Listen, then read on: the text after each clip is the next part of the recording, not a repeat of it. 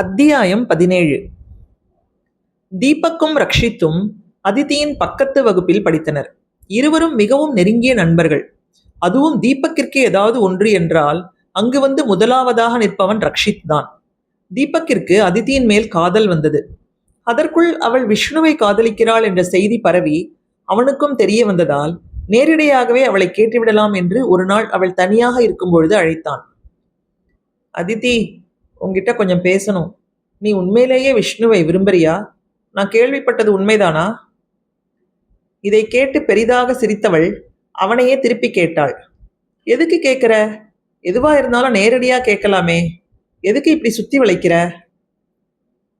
இல்ல அதித்தி, நான் நான் ரொம்ப நாளா உன்னை லவ் பண்ணிக்கிட்டு இருக்கேன். தகுந்த சமயமா பார்த்து உங்ககிட்ட சொல்லலாம்னு இருந்தேன்.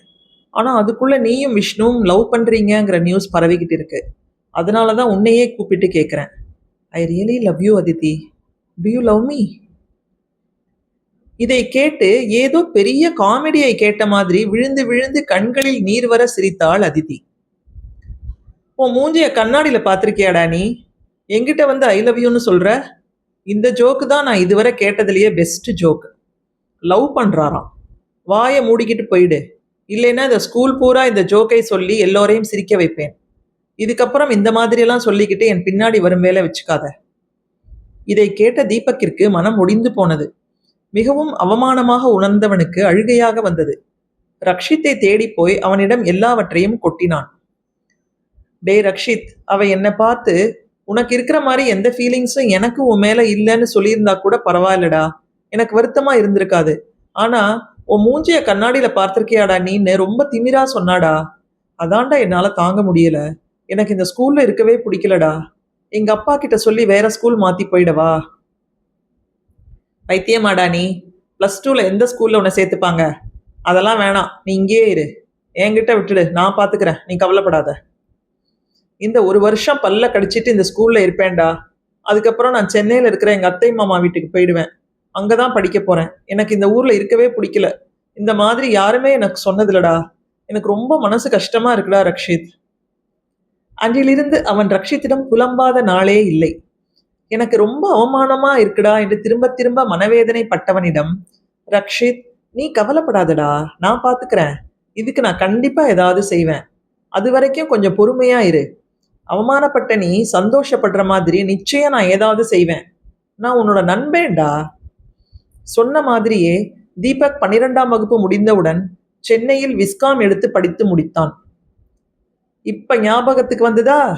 கண்ணாடியில உன் மூஞ்சிய பார்த்துக்கோன்னு சொன்னியே, அந்த தீபக் தான். உன்னோட இந்த அகம்பாவ பேச்சால அவன் எவ்வளவு மனசு உடைஞ்சு போனான் தெரியுமா? இந்த ஒரு கணத்திற்காக தான் இவ்வளவு நாள் நான் காத்துக்கிட்டு இருந்தேன். நீ எப்போ விஷ்ணுவை பிரேக்கப் பண்ணுவேன்னு வெயிட் பண்ணிக்கிட்டு இருந்தேன். இப்போ அது நடந்துருச்சு. அதுக்கு முன்னாடி நான் இதை உங்ககிட்ட சொன்னா நீ உடனே விஷ்ணு பக்கம் சாஞ்சிடுவ. அது நடக்கக்கூடாதுன்னு தான் வெயிட் பண்ணினேன். இப்போ நீ போய் அவன்கிட்ட என்ன சமாதானம் சொன்னாலும் உன்னை திரும்பி கூட பார்க்க மாட்டான். இதுதான் எனக்கு தேவையா இருந்தது. சும்மா சொல்லக்கூடாது. அவனை கழட்டி விடுறதுல உன்னோட பெர்ஃபார்மன்ஸ் சூப்பர். இந்த நாடகத்தை நடத்துறதுக்கு நான் எவ்வளவு கஷ்டப்பட்டேன் தெரியுமா? நீ படிக்கிற காலேஜையே தேர்ந்தெடுத்து அங்க வந்து சேர்ந்தேன். நான் வாங்கின மார்க்குக்கு கவுன்சிலிங்லேயே இதை விட பெட்டர் காலேஜ் எனக்கு கிடைச்சிது. எங்க அப்பா கூட கேட்டார், அதை விட்டுட்டு இதை ஏன்டா செலக்ட் பண்றேன்னு. நீ இந்த காலேஜில் சேர்ந்துட்டேன்னு தெரிஞ்சதுனால இந்த காலேஜ் நான் செலக்ட் பண்ணேன். பரவாயில்ல, நான் பிளான் போட்ட மாதிரியே சக்ஸஸ்ஃபுல்லாக முடிச்சிட்டேன். இப்போ எனக்கு எவ்வளோ சந்தோஷமா இருக்கு தெரியுமா? இதை உடனடியாக தீபக்கிட்ட சொல்லியே ஆகணும். ஒரு பெரிய பார்ட்டி பண்ணணும். நான் சென்னைக்கு போய் பார்ட்டி பண்ணிட்டு ஃபோட்டோஸ் எல்லாம் எடுத்து உனக்கு அனுப்புகிறேன். பார்த்து ரொம்ப ரொம்ப சந்தோஷப்படு. குட் பை என்று சொல்லிவிட்டு ரக்ஷித் கிளம்பி விட்டான். அவன் கூறிய அனைத்தையும் கேட்டவளுக்கு யாரோ நெருப்பை வாரி அவள் தலைமேல் போட்டது போல இருந்தது. செய்வதறியாமல் திகைத்து போய் நின்று கொண்டிருந்த அவளின் கண்களில் இருந்து நீர் தாரை தாரையாக வழிந்து கொண்டிருந்தது. இதை அவளால் யாரிடமும் கூறவும் முடியாது. அவளுக்கு என்று இருந்த மிகச்சிறந்த நண்பர்களை தான் அவள் இழந்து விட்டாளே. மீராவை அவளுடைய அமில பேச்சால் காயப்படுத்தி இருக்கிறாள். விஷ்ணுவின் இதயத்தை சுக்கு நூறாக உடைத்திருக்கிறாள். ஐயோ விஷ்ணு, உன்னோட அருமை இப்பதான்டா எனக்கு தெரியுது. நீ எனக்காக எவ்வளோ செஞ்சிருக்க. என்னை நிஜமாவே ரொம்ப ஆராதிச்சிருக்க. நீ எங்க, இந்த ரக்ஷித் எங்க? அவன் நாடகம் போட்டு நடிச்சு என்னை ஏமாத்திருக்காங்கிறது எனக்கு தெரியாம போச்சு விஷ்ணு. என்னை மன்னிச்சிடுடா விஷ்ணு. நான் ரொம்ப பெரிய தப்பு பண்ணிட்டேன். உனக்கு பெரிய துரோகத்தை பண்ணிட்டேன். மீரா, நீயும் என்னை மன்னிச்சிடு. உன்னோட அருமை தெரியாம உன்னை ரொம்ப நோகடிச்சிட்டேன். உங்க 2 பேருக்கும் நான் செஞ்ச துரோகத்திற்கான தண்டனை தான் இது. இதை நான் ஒத்துக்கிறேன் என்று அவள் மனம் அரற்றியது. இவ்வாறு யோசித்து ஒரு நடைப்பிணமாக வீடு வந்து சேர்ந்தாள். அதற்கு பிறகு அவளுக்கு எதிலும் நாட்டம் இல்லாமல் போனது. வேலையும் கிடைக்கவில்லை. மதிப்பெண்கள் மிகவும் குறைவாக வாங்கியிருந்ததால் மேற்கொண்டு படிக்கவும் சரியான வாய்ப்பு கிடைக்கவில்லை. வேலை தேட எந்த முயற்சியும் அவள் எடுக்காமல் இருப்பதை பார்த்து பெற்றோருக்கு கவலையாக இருந்தது. என்ன அதித்தி, வேலையை பத்தி எதுவுமே யோசிக்காம இருக்கியே? உன்னோட படிச்சவங்க எல்லாரும் வேலைக்கு போயிட்டாங்க. சில பேர் மேற்கொண்டு படிக்கிறாங்க. நீ ஒண்ணுமே பண்ணாம இருக்கியே? நீ ஜஸ்ட் பாஸ் வாங்கி இன்ஜினியரிங் முடிச்சிருக்க. அதனால பரவாயில்ல, வேற ஏதாவது படிக்கிறதுனா படி. வேலைக்கு அப்ளை கூட செய்யாம உட்கார்ந்திருக்கியே என்று கேட்டனர். அதற்கு அவள் பதில் எதுவும் சொல்லவில்லை. அவர்கள் அப்படி கூறினார்களே என்று வேலைக்கும் விண்ணப்பிக்கவில்லை. மேற்கொண்டு படிக்கவும் அவளுக்கு சிறிதும் விருப்பமில்லை. அவள் அப்படி இருப்பதை பார்த்து அவள் அம்மா அவள் அப்பாவிடம் கூறினார்கள், இது சரிப்படாதுங்க. ஒரு நல்ல வரனா பார்த்து கல்யாணத்தை பண்ணி வைத்து விடலாம். கல்யாணத்துக்கு பிறகு வேலைக்கு போறாளோ இல்ல மேற்கொண்டு படிப்பாளோ என்னவோ செய்துக்கட்டும். நம்ம கடமை கல்யாணத்தை பண்ணி வைக்கணும். அதற்கு ஏற்பாடு பண்ணுங்க என்று கூறியதும் உடனே அதற்கான ஏற்பாடுகளை அவள் அப்பா செய்ய ஆரம்பித்தார். அத்தியாயம் 18. ஆசைப்பட்ட மாதிரியே எம்எஸ்சி ரிசர்ச் புரோகிராம் கிடைத்தவுடன் மும்பைக்கு சென்ற விஷ்ணு அதையும் மிகச் சிறப்பாகவே படித்து முடித்தான். முடித்தவுடன் பிஎஸ்யூ எனப்படும் பப்ளிக் செக்டார் யூனிட்டில் ஆர்டிஓ பிரிவில் அவனுக்கு உதவி விஞ்ஞானியாக கொல்கத்தாவில் வேலை கிடைத்தது. அவனுக்கு கல்யாணத்தையும் செய்து வைக்க வேண்டும் என்று அவனது பெற்றோர் விருப்பப்பட்டாலும் அதை அவனிடம் சொல்வதற்கு மிகவும் தயங்கினர். ஆனால் வருடங்கள் போக போக அவனும் இதை பற்றி எதுவுமே பேசாமல் இருந்ததால் தயக்கத்தை விட்டு அவர்களே அவனிடம் கேட்கவும் செய்தனர். விஷ்ணு, இன்னும் எத்தனை காலத்துக்கு இப்படி தனியாகவே இருக்க போற? வயசும் ஏறிக்கிட்டே போகுது இல்லையா? எங்களுக்கும் வயசாகிக்கிட்டே வருது. உனக்கு ஒரு கல்யாணத்தை பண்ணி வச்சுட்டா எங்களுக்கும் கொஞ்சம் நிம்மதியாக இருக்கும். அதனால கோயம்புத்தூரில் இருக்கிற நம்ம புரோக்கர்கிட்ட கேட்டு உனக்கு ஒரு பெண் பார்க்கலாம்னு இருக்கோம். எனக்கு எப்போ கல்யாணம் செய்துக்கணும்னு தோணுதோ அப்போ தான் செஞ்சுக்குவேன். இப்போதைக்கு அந்த மாதிரி எந்த ஐடியாவும் இல்லை. என்னோட இன்ட்ரெஸ்ட் எல்லாம் என் கெரியர் டெவலப்மெண்ட்டில் மட்டும்தான். அதனால இந்த விஷயத்தில் என்னை கட்டாயப்படுத்தாதீங்க. அவன் அவ்வாறு உறுதியாக பேசியதை கேட்டவுடன் அவர்களும், வேலை வந்துவிட்டால் கண்டிப்பாக எல்லாமே நன்றாக நடக்கும். இவன் இவ்வளவு தூரம் படித்து ஒரு நல்ல வேலைக்கு வருவானா என்று எப்படியெல்லாம் பயந்திருப்போம். ஆனால் இன்னைக்கு நல்லபடியாக முன்னுக்கு வந்துட்டான். அதே மாதிரி கல்யாணமும் இவன் விருப்பப்படியே நல்லாவே நடக்கும் என்று எண்ணிக்கொண்டு அந்த பேச்சுக்கு தற்காலிகமாக முற்றுப்புள்ளி வைத்தனர். விஷ்ணு எப்பொழுது படிப்பதற்கு என்று மும்பை புறப்பட்டு சென்றானோ அப்பொழுதிலிருந்தே அவனுக்கு சாப்பாடு ஒரு கேள்விக்குறியாகவே இருந்தது. அதனால் பெரும்பாலும் அவனது பெற்றோர் அங்கேயே வந்து இருந்து அவனது சாப்பாட்டு பிரச்சனையை பார்த்து கொண்டனர். அவன் படித்து முடித்து கொல்கத்தா சென்ற பிறகும் அது தொடர்ந்தது. கோயம்புத்தூரிலிருந்து கொல்கத்தாவிற்கு அடிக்கடி சென்று வருவது ஒரு கட்டத்தில் அவர்களுக்கு சிரமமாகவே இருக்கவே கொல்கத்தாவிலேயே ஒரு வீட்டை வாடகைக்கு எடுத்துக்கொண்டு அங்கேயே சென்று விட்டனர். இப்படி போய்கொண்டிருக்கையில் விஷ்ணுவிற்கு கோயம்புத்தூரில் வேலை சம்பந்தமாக ஒருவரை சந்திக்க வேண்டியிருந்தது. அது மட்டுமல்லாமல் அவனுடன் கோயம்புத்தூர் கல்லூரியில் படித்த அவனது ஜூனியர் ஃப்ரெண்ட் ஒருவனுடைய கல்யாணமும் இருந்தது. இவனை கண்டிப்பாக வரச்சொல்லி நிறைய முறை அழைத்திருந்தான். அதனால் விஷ்ணு கோயம்புத்தூர் கிளம்பி வந்தான். அவன் படிப்பதற்காக மும்பை சென்ற பிறகு அதிக முறை கோயம்புத்தூர் வரவே இல்லை. அவனது பெற்றோர்களே அங்கு இருந்ததால் அவனுக்கு வரவேண்டிய அவசியமும் இருக்கவில்லை. அதனால் சில வருடங்களுக்கு பிறகு கோயம்புத்தூர் வருவது அவனுக்கு பிடித்திருந்தது. நண்பன் திருமணத்தை முடித்துக்கொண்டு வேலை விஷயமாக சந்திக்க இருந்த நபரையும் சந்திக்க வந்திருந்தான். அவரை சந்தித்து முடித்து வெளியில் வந்தவன் எதிரில் உள்ள மருத்துவமனையிலிருந்து வெளியே வந்த ஒரு பெண்மணியை பார்த்தான். ஒரு நடுத்தர வயதுள்ள பெண்மணி கையில் குழந்தையுடன் மெதுவாக நடந்து வந்து கொண்டிருந்தார். அவர்களை பார்த்தவுடன் அவனுக்கு அவர்களை எங்கேயோ பார்த்தது போல தோன்றியது. அந்த பெண்மணிக்கு பின்னால் ஒரு பெண் அலங்கமலங்க விழித்து கொண்டு மெதுவாக வந்து கொண்டிருந்தாள். அவளை பார்த்தவுடன் விஷ்ணு அதிர்ந்து போய்விட்டான். ஏனென்றால் வந்து கொண்டிருந்தது வேறு யாரும் இல்லை, அதித்தி தான். இப்பொழுது புரிந்தது விஷ்ணுவிற்கு அந்த பெண்மணியை ஏன் எங்கேயோ பார்த்தது போல் தோன்றியது என்று. அதித்தியின் அம்மாவை அவனுக்கு நன்றாக தெரியும். அதித்தியை பார்த்துதான் ரொம்பவும் அதிர்ந்து போனான். அடையாளமே தெரியாத அளவிற்கு அவள் மாறி போயிருந்தாள். அவள் நடந்து வந்து கொண்டிருந்ததை பார்த்தவுடன் அவளிடம் ஏதோ சரியில்லை என்பது அவனுக்கு நன்றாக புரிந்தது. அதுவும் அவள் அம்மா அவள் கையை பிடித்தவாறு ஒரு குழந்தையை அழைத்து செல்வது போல் சென்றதை பார்த்தவுடன் அது ஊர்ஜிதமாயிற்று. அவனுக்கு அதித்தி ஏன் இப்படி இருக்கிறாள், அவளுக்கு என்ன ஆயிருக்கும் என்று ஒரு நிமிடம் தோன்றினாலும் அவளுக்கு என்ன ஆனால் எனக்கு என்ன வந்தது என்றும் தோன்றியது. ஆனாலும் அவனுக்கு மனம் கேட்கவில்லை. மெதுவாக நடந்து சென்று ஆட்டோவிற்காக காத்து கொண்டிருந்த அவள் அம்மாவிடம் போய் கேட்டான். நீங்க அதித்தியோட அம்மா தானே? ஆமா, நீங்க யாரு? தெரியலையே. அவனை பார்த்து சில வருடங்கள் ஆகியிருந்ததால் அவர்களுக்கு இவனை அடையாளம் தெரியவில்லை. மேலும் உடலும் சிறிது பூசியது போல இருந்ததாலும் அவனது படிப்பு மற்றும் வேலைக்குரிய கலையுடன் இருந்ததாலும் அவனை தெரியவில்லை. நான் தான் விஷ்ணு, உங்களுக்கு என்னை தெரிந்திருக்கும்னு நினைச்சேன். ஓ, விஷ்ணுவா? அடையாளமே தெரியலையேப்பா. இவர்கள் இருவரும் பேசிக் கொண்டிருப்பதை அதித்தி சிறிதும் கவனிக்கவில்லை. அவள் எங்கேயோ பார்த்து கொண்டிருந்தாள். விஷ்ணுவை பார்த்தவுடன் அவளிடம் எந்த சலனமும் இல்லை. அவளுக்கு விஷ்ணு யாரென்றே தெரியவில்லை. ஏன் அதித்தி ஒரு மாதிரி இருக்கா? நார்மலா இருக்கிற மாதிரி தெரியலையே, என்ன ஆச்சு? ஐயோ விஷ்ணு, இதை நான் என்னன்னு சொல்லுவேன்? யார்கிட்ட போய் சொல்லுவேன்? எனக்கு தெரியலைப்பா. அவளோட வாழ்க்கையில நிறைய நடந்து போச்சு. என்னம்மா ஆச்சு? ரக்ஷித் ஏன் வரல? நீங்க 2 பேர் மட்டும்தான் வந்திருக்கீங்க. ரக்ஷிதா? அவன் எங்க இவளை கல்யாணம் பண்ணிக்கிட்டான்? அவன் தான் இவளை விட்டுட்டு ஓடிட்டானே. என்னது, விட்டுட்டு ஓடிட்டானா? என்னம்மா சொல்றீங்க நீங்க? உனக்கு ஒண்ணுமே தெரியல விஷ்ணு. நீ ஊரிலேயே இல்லைன்னு நினைக்கிறேன். ஏன்னா உன்னை பத்தி அதித்தி ஒண்ணுமே சொல்லல. உன்னையே அவ கல்யாணம் பண்ணியிருந்திருக்கலாம். நீ எவ்வளோ ஒரு தங்கமான பையன். அவர்களுக்கு அதித்தி விஷ்ணுவை எவ்வளவு தூரம் நம்ப வைத்து கழுத்தறுத்து நம்பிக்கை துரோகம் செய்திருக்கிறாள் என்று தெரியாது. அவர்கள் அவனையே தன் மகள் கல்யாணம் செய்திருக்கலாம் என்று எதேச்சையாகத்தான் கூறினார்கள். ரக்ஷித் என்ற பையனோட இவ சுத்தி இருக்கா போல இருக்கு. எனக்கே தெரியாது. ஒரு கட்டத்துக்கு அப்புறம் இவளோட ஃப்ரெண்டு சொல்லி தான் எனக்கே தெரியும். இவளுக்கு டாட்டா காமிச்சிட்டு ஆஸ்திரேலியா படிக்க போயிட்டான்னு அதித்தி அவனை நம்பி மனம் உடைஞ்சு போயிருந்தா. எங்களுக்கு தான் தெரியல. அப்போ அவளுக்கு வேலையும் கிடைக்கல.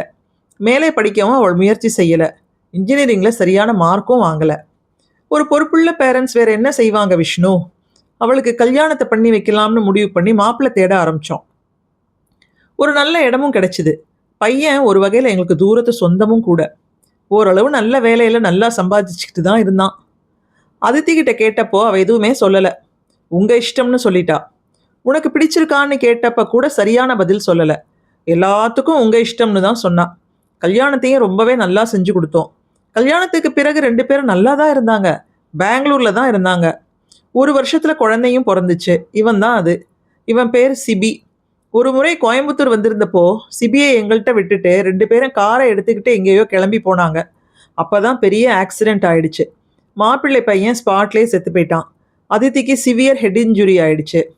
தலையில் சர்ஜரி எல்லாம் பண்ணாங்க. ரொம்ப கிரிட்டிக்கல் ஸ்டேஜில் இருந்தா. இவன் நல்லபடியாக பிழைச்சி வரணும்னு நாங்கள் வேண்டாத தெய்வம் இல்லை. பிழைச்சி வந்துட்டா. ஆனால் ஒரு பொம்மை மாதிரி தான் இருக்கா. எந்த ஞாபகமும் இல்லை. டாக்டரை கேட்டால் அம்னீஷியான்னு சொல்கிறாங்க. சரியாயிடுவான்னு சொல்கிறாங்க. எப்போ வேணால் ஞாபகம் திரும்பி வரலாம்னு சொல்கிறாங்க. எங்களுக்கு தான் ஒன்றுமே புரியலை. இந்த குழந்தையும் வச்சுக்கிட்டு இவளையும் பார்த்துக்கிட்டு நாங்கள் ரொம்ப கஷ்டப்படுறோம் விஷ்ணு. அவள் பாட்டுக்கு இருக்கா. சிபி ஒரு குழந்தைன்னா இவ இன்னொரு குழந்தை. நாங்கள் எங்கே போனாலும் கூடவே வருவா. பேரை சொன்னால் மட்டும் தெரியுது. இப்படி தான்ப்பா இருக்குது எங்கள் நிலைமை. விஷ்ணுவிற்கு அதிர்ச்சிக்கு மேல் அதிர்ச்சியாக இருந்தது. அவளை பார்த்து மிகவும் பரிதாபப்பட்டான். இவ செஞ்சதுக்கு இவ்வளோ பெரிய தண்டனையா? பாவம். அந்த ரக்ஷித் ஏன் இவளை ஏமாற்றினான் என்று யோசித்தவனுக்கு ரக்ஷித் மேல் மிகவும் கோபம் வந்தது. இவளோட விதி இவ்வளவு மோசமா இருக்கே. கல்யாணமும் செஞ்சுக்கிட்டு ஒரு குழந்தையையும் பெத்துக்கிட்டு இப்படி ஒரு நிலைமையில இருக்காளே பாவம் என்று அவன் மனம் மிகவும் இரக்கப்பட்டது.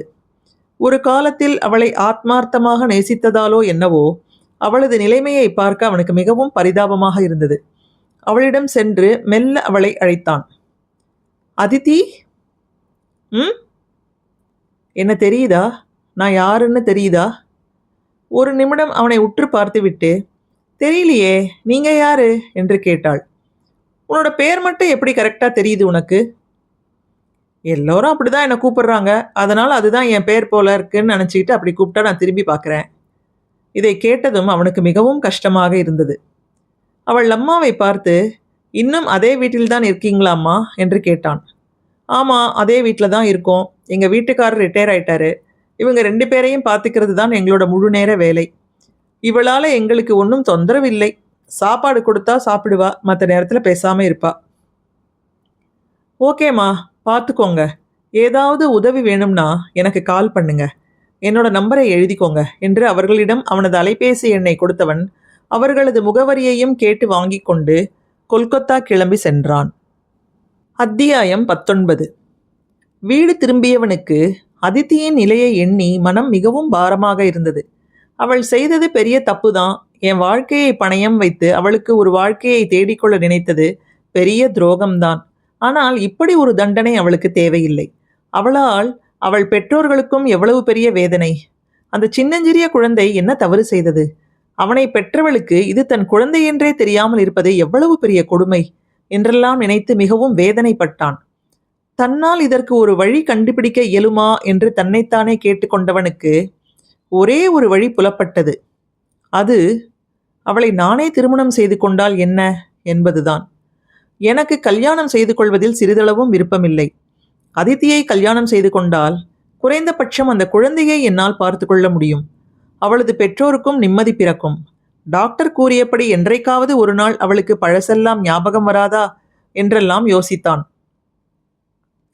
இதை அவனது பெற்றோர்கள் எப்படி எடுத்துக்கொள்வார்களோ என்ற அச்சம் இருந்தாலும் அவர்களிடம் தெரிவித்தான். நீங்க என்னை கல்யாணம் பண்ணிக்கோன்னு சொல்லிக்கிட்டே இருக்கீங்க, எனக்கு அதில் விருப்பம் இல்லை என்று கூறியவன் கோயம்புத்தூர் சென்றபோது அதித்தியை சந்தித்ததையும் அவளது நிலைமையையும் விளக்கமாக கூறினான். அதனால் அதித்தியை என்னோட வச்சுக்கிட்டு அவளை பார்த்துக்கலாம்னு நினைக்கிறேன். அப்படியே கூட்டிகிட்டு வந்தா இந்த ஊரும் உலகமும் கண்டிப்பாக தவறாக நினைக்கும். அதனால் அவளை கல்யாணம் செஞ்சுக்கிட்டு கூட்டிகிட்டு வரலாம்னு இருக்கேன். இதுக்கு நீங்கள் என்ன சொல்கிறீங்க? இதை கேட்டதும் அவனது பெற்றோர் உடனே சம்மதிக்கவில்லை. ஏண்டா விஷ்ணு, உனக்கு என்ன குறைச்சல்? நல்ல படிப்பு, நல்ல வேலை, உனக்காக பொண்ணுங்க போட்டி போட்டுக்கிட்டு வருவாங்க. அதை விட்டுட்டு இப்படி ஒரு முடிவெடுக்கிறியே, எங்களுக்கு எப்படி சம்மதிக்க தோணும்? சரிம்மா, நான் இப்படியே இருந்துடுறேன். அடிக்கடி கோயம்புத்தூர் போய் அதித்தியை பார்த்துட்டு வரேன். கல்யாணம் மட்டும் செய்து கொள்ள சொல்லி வற்புறுத்தாதீங்க. இதை கேட்டதும் அவர்களுக்கு இதற்கு சம்மதிப்பதை தவிர வேறு வழியே இல்லை என்பது நன்றாக புரிந்தது.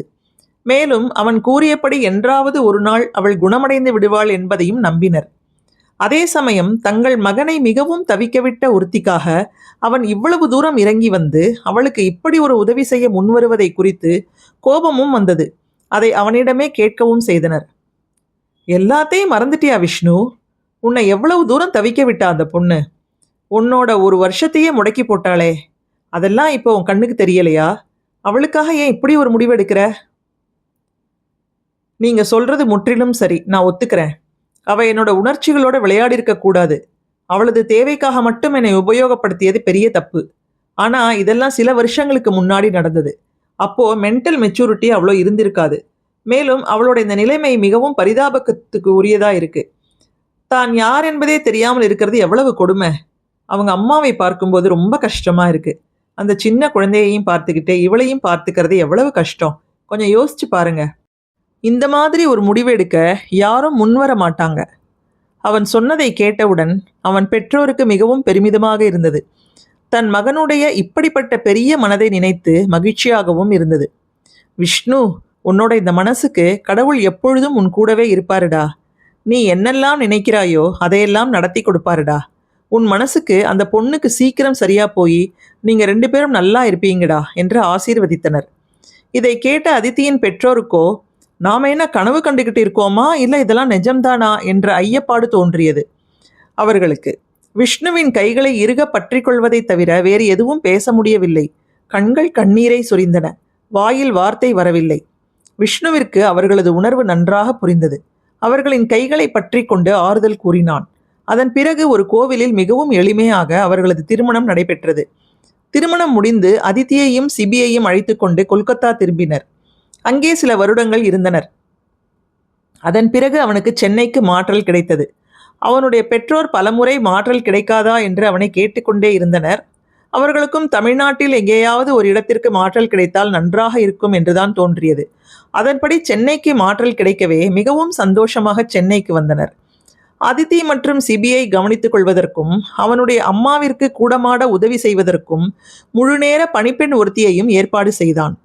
அடுத்த வருடம் அவனை பள்ளியில் சேர்க்க வேண்டும் என்பதால் அதற்கு தயாராகட்டும் என்று வீட்டில் அருகே இருக்கும் ரித்திகாவின் ட்ராட்டிங் டாட்லர்ஸ் டே கேரில் அரை நாளுக்கு சேர்த்தனர். அந்த பெண்ணே அவனை கொண்டுவிட்டு திரும்ப அழைத்து கொண்டும் வருவாள். அவள் வராத போது அந்த வேலையை விஷ்ணுதான் செய்தான். அடுத்து நிகழப்போவதை பகுதி 8 கேட்கலாம். நன்றி.